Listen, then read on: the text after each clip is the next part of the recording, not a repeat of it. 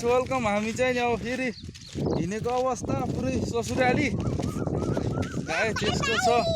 अब हिँडेको अवस्था छ, हामी पल्टन सरेको गाइज। यो बोकेर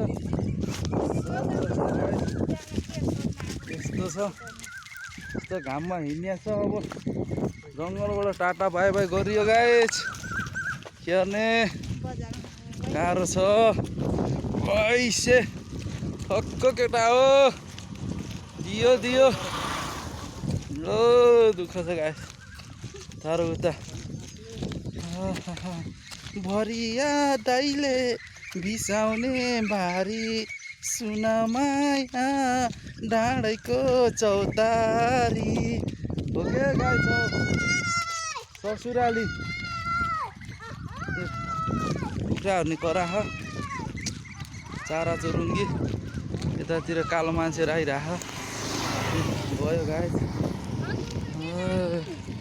ल ल गाइस भेटौँला। लाइक कमेन्ट सेयर सब्सक्राइबर गरौँ। फेरि भिडियो आउँदैछ भन्न गइरहेको छु। म चाहिँ नि पुरा यस्तो चिज हाम्रो बोकेर हिँडेको छु गाइस।